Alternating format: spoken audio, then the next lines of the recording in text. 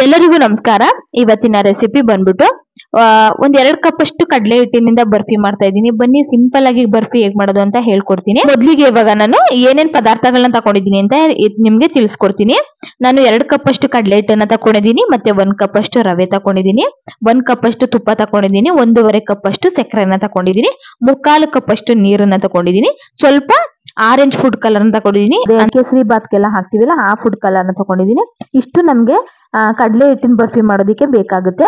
ಇವಾಗ ಒಂದು ಬಾಂಡ್ಲಿನ ಇಟ್ಕೊಂಡಿದ್ದೀನಿ, ನೋಡ್ತಾ ಇರ್ಬೋದು.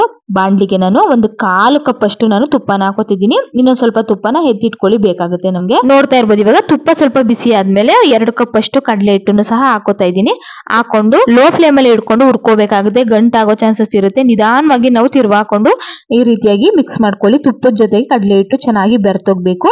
ಇವಾಗ ಸ್ವಲ್ಪ ತುಪ್ಪನ ಉಳಿಸ್ಕೊಂಡಿದ್ನಲ್ಲ, ಅದ್ರಲ್ಲಿ ಸ್ವಲ್ಪ ತುಪ್ಪನ ಹಾಕೋತಾ ಇದ್ದೀನಿ. ಹಾಕೊಂಡು ಚೆನ್ನಾಗಿ ಈ ರೀತಿಯಾಗಿ ಕಲ್ಸ್ಕೋಬೇಕಾಗುತ್ತೆ. ನೋಡ್ತಾ ಇರ್ಬೋದು. ನಮ್ಗೆ ಹಿಟ್ಟು ತುಪ್ಪ ಹಾಕಿದ್ಮೇಲೆ ಈ ರೀತಿಯಾಗಿ ಲಿಕ್ವಿಡ್ ತರ ಆಗ್ಬಿಡುತ್ತೆ, ಸ್ವಲ್ಪ ತೆಳುವಾಗಿ ಆಗುತ್ತೆ.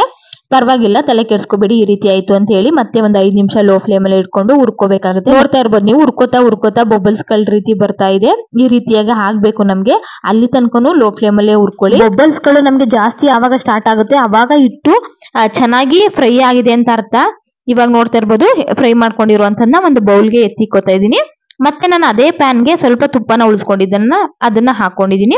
ಹಾಕೊಂಡು 1 ಕಪ್ ಅಷ್ಟು ರವೆನ ಹಾಕೊಂಡು ಇದನ್ನು ಸಹ ಲೋ ಫ್ಲೇಮ್ ಅಲ್ಲಿ ಇಟ್ಕೊಂಡು ಹುರ್ಕೋಬೇಕಾಗುತ್ತೆ. ನಾವು ಚೆನ್ನಾಗಿ ಹುರ್ಕೋತೀವೋ ಅಷ್ಟು ಚೆನ್ನಾಗಿ ಬರ್ಫಿ ಬರುತ್ತೆ ಅಂತಾನೆ ಹೇಳ್ಬೋದು.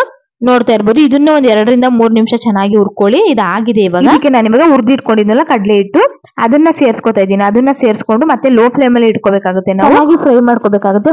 ಒಂದ್ 2 ಸೆಕೆಂಡ್ ಫ್ರೈ ಆದ್ಮೇಲೆ ಅದನ್ನ ಮತ್ತೆ ನಾವು ಒಂದು ಪಾತ್ರೆಗೆ ಸೇರ್ಸ್ಕೋಬೇಕಾಗುತ್ತೆ. ನೋಡ್ತಾ ಇರ್ಬೋದು. ಒಂದು ಪಾತ್ರೆಗೆ ಹಾಕಿ ಎತ್ತಿಟ್ಬಿಡಿ. ನಾನು ಮತ್ತೊಂದು ಬಾಣ್ಲಿನ ಇಟ್ಕೊಂಡಿದ್ದೀನಿ. ಅದಕ್ಕೆ 1.5 ಕಪ್ ಅಷ್ಟು ಸಕ್ಕರೆನ ಹಾಕೋತಾ ಇದ್ದೀನಿ. 3/4 ಕಪ್ ಅಷ್ಟು ನೀರನ್ನ ಹಾಕೊಂಡು ಇದನ್ನ ಚೆನ್ನಾಗಿ ಕರಗಿಸ್ಕೋಬೇಕಾಗುತ್ತೆ. ನಮ್ಗೆ ಒಂದೆಳೆ ಪಾಕ ಬರ್ಬೇಕು, ಅಲ್ಲಿ ತನಕ ನಾವು ಚೆನ್ನಾಗಿ ಕುದಿಸ್ಕೋಬೇಕಾಗುತ್ತೆ ಸಕ್ಕರೆ ಪಾಕನ. ನೀವು ನೋಡ್ತಾ ಇರ್ಬೋದು. ಈ ರೀತಿಯಾಗಿ ಕುದಿಸ್ಕೊಳ್ಳಿ. ಇದಕ್ಕೆ ಸ್ವಲ್ಪ ಕೇಸರಿ ಬಣ್ಣನ ಹಾಕೊಳ್ಳಿ. ತುಂಬಾ ಹಾಕ್ಲಿಕ್ಕೆ ಹೋಗ್ಬಿಡಿ, ಸ್ವಲ್ಪ ಹಾಕೊಂಡ್ರೆ ಸಾಕು. ಬೇಕಿದ್ರೆ ಹಾಕೊಳ್ಳಿಲ್ಲ, ಸ್ಕಿಪ್ ಕೂಡ ಮಾಡ್ಬೋದು, ಹಾಕ್ಲೇಬೇಕಂತ ಏನಿಲ್ಲ. ನೋಡ್ತಾ ಇರ್ಬೋದು. ಇವಾಗ ಸಕ್ಕರೆ ಪಾಕ ಚೆನ್ನಾಗಿ ಕುದೀತಾ ಇದೆ. ಈ ಟೈಮಲ್ಲಿ ನಾವು ಒಂದೆಳೆ ಪಾಕ ಬರುತ್ತಾ ಇಲ್ವಾ ಅಂತ ನೋಡ್ಕೊಳ್ಳಿ. ಒಂದೆಳೆ ಪಾಕ ಬಂದ್ರೆ ಸಾಕು ನಮ್ಗೆ. ಅಂಟು ಪಾಕನು ಬೇಡಿ, ಮತ್ತೆ ತುಂಬಾ ತಿಕ್ಕಾಗಿ ನಮ್ಗೆ ಪಾಕನು ಬೇಡಿ. ಒಂದೆಳೆ ಪಾಕ ಬಂದ್ರೆ ಸಾಕು. ನೋಡ್ತಾ ಇರ್ಬೋದು. ಈಗ ಸ್ಟವ್ ನ ಆಫ್ ಮಾಡಿದೀನಿ. ಇದಕ್ಕೆ ಸ್ವಲ್ಪ ಏಲಕ್ಕಿ ಪೌಡರ್ ನ ಉದುರಿಸ್ಕೊತಾ ಇದೀನಿ, ಫ್ಲೇವರ್ ಚೆನ್ನಾಗಿರುತ್ತೆ ಅಂತ ಹೇಳಿ. ಉದುರಿಸ್ಕೊಂಡು ಚೆನ್ನಾಗಿ ಮಿಕ್ಸ್ ಮಾಡ್ಕೊಂಡ್ಮೇಲೆ ನಾವು ಮೊದ್ಲೇ ಮಾಡಿ ಇಟ್ಕೊಂಡಿದ್ವಲ್ಲ, ಒಂದ್ ಬೌಲ್ಗೆ ಹಾಕಿ ಇಟ್ಟಿದ್ವಲ್ಲ ಹಿಟ್ಟು, ಅದನ್ನ ಸೇರ್ಸ್ಕೊತಾ ಇದೀನಿ. ಸೇರ್ಸ್ಕೊಂಡು ಇದನ್ನ ಸ್ಟವ್ ಆಫ್ ಮಾಡಿ ಒಂದ್ ಸೈಡ್ಗೆ ಎತ್ತಿಟ್ಕೊಂಡು ಇದನ್ನ ಮಿಕ್ಸ್ ಮಾಡ್ಕೋಬೇಕಾಗುತ್ತೆ. ನೋಡಿ, ಹಿಟ್ಟನ್ನ ಹಾಕೊಂಡು ಚೆನ್ನಾಗಿ ನಾವು ಮಿಕ್ಸ್ ಮಾಡ್ಕೊತಾ ಹೋಗ್ಬೇಕಾಗುತ್ತೆ. ಸ್ವಲ್ಪ ರಫ್ ಆಗಿ ಮಿಕ್ಸ್ ಮಾಡ್ಕೊಳ್ಳಿ. ಯಾಕೆಂದ್ರೆ ಸಕ್ಕರೆ ಪಾಕದ ಜೊತೆಗೆ ನಾವು ಹಾಕಿರುವಂತ ಹಿಟ್ಟು ಚೆನ್ನಾಗಿ ಬೆರ್ತೋಗ್ಬೇಕು. ಆ ರೀತಿಯಾಗಿ ಚೆನ್ನಾಗಿ ನಾವು ಮಿಕ್ಸ್ ಮಾಡ್ಕೋಬೇಕಾಗುತ್ತೆ. ನೋಡಿ, ಇಷ್ಟು ಗಟ್ಟಿಯಾಗಿದೆ. ಮೆಜರ್ಮೆಂಟ್ ಅಲ್ಲಿ ಮಾಡಿದ್ರೆ ಬರ್ಫಿ ತುಂಬಾನೇ ಚೆನ್ನಾಗಿ ಬರುತ್ತೆ ಅಂತಾನೆ ಹೇಳ್ಬೋದು.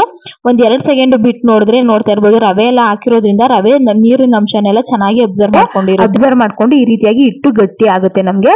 ಇವಾಗ ಒಂದು ಟ್ರೇಗೆ ನಾನು ತುಪ್ಪ ಸವರಿ ಇಟ್ಕೊಂಡಿದ್ದೆ. ತುಪ್ಪ ಸವರಿ ಇಟ್ಕೊಂಡ್ಮೇಲೆ ಅದಕ್ಕೆ ನಾವು ಮಿಕ್ಸ್ ಮಾಡ್ಕೊಂಡಿರುವಂತ ಹಿಟ್ಟನ್ನ ಹಾಕೋತಾ ಇದೀನಿ. ಹಾಕೊಂಡು ಎಲ್ಲಾ ಕಡೆ ಸ್ಪ್ರೆಡ್ ಮಾಡ್ಕೊಂಡು ಇದಕ್ಕೆ ಸ್ವಲ್ಪ ಪಿಸ್ತಾ ಮತ್ತೆ ಬಾದಾಮಿನ ಕಟ್ ಮಾಡಿ ಹಾಕೋತಾ ಇದೀನಿ. ಇದ್ರೆ ಹಾಕೊಳ್ಳಿ, ಇಲ್ಲ ಸ್ಕಿಪ್ ಕೂಡ ಮಾಡ್ಬೋದು. ಪ್ಲೇನ್ ಆಗಿದ್ರು ಕೂಡ ಚೆನ್ನಾಗಿರುತ್ತೆ, ಸ್ವಲ್ಪ ಡೆಕೋರೇಷನ್ಗೆ ಚೆನ್ನಾಗಿರುತ್ತೆ ಅಂತ ಹೇಳಿ ಹಾಕೊಂಡಿರೋದು ಅಷ್ಟೇನೆ. ಒಂದ್ 2 ನಿಮಿಷ ಬಿಟ್ಟಾದ್ಮೇಲೆ ನಾವು ಈ ರೀತಿ ಕಟ್ ಮಾಡ್ಕೊಬಿಡಿ. ಕಟ್ ಮಾಡ್ಕೊಂಡು ಒಂದ್ ಅರ್ಧ ಗಂಟೆ ಬಿಟ್ಬಿಟ್ಟು ಎತ್ಕೊಂಡ್ರೆ ನಮ್ಗೆ ನೀಟಾಗಿ ಬರ್ಫಿ ಬರುತ್ತೆ ಅಂತಾನೆ ಹೇಳ್ಬೋದು. ಕಟ್ ಆಗಲ್ಲ, ನೀಟಾಗಿ ಬರುತ್ತೆ. ಸ್ವಲ್ಪ ಆಯಲ್ಲಿಟ್ರೆ ಕರ್ಗುವಂತಹ ಬರ್ಫಿ ಅಂತಾನೆ ಹೇಳ್ಬೋದು. ತುಂಬಾನೇ ಚೆನ್ನಾಗಿರುತ್ತೆ. ಒಂದ್ಸಲ ಟ್ರೈ ಮಾಡಿ, ನೀವು ಕೂಡ ಇಷ್ಟಪಟ್ಟು ತಿನ್ನಿ. ಬೇಗ ಹರಿಬರಿಲಿ ಮಾಡ್ತೀನಿ ಈ ಬರ್ಫಿನ ಅಂದ್ರೆ ಆಗೋದಿಲ್ಲ. ನಾವು ಸ್ವಲ್ಪ ಟೈಮ್ ಕೊಟ್ಟು ನಿಧಾನವಾಗಿ ಮಾಡಿದ್ರೆ ತುಂಬಾ ಟೇಸ್ಟಿಯಾಗಿ ಬರುತ್ತೆ ಅಂತ ಹೇಳ್ಬೋದು. ಕಡಲೆ ಹಿಟ್ಟಿನ ಬರ್ಫಿ ನಿಮ್ಗೆ ಏನಾದ್ರು ಇಷ್ಟ ಆಗಿದೆ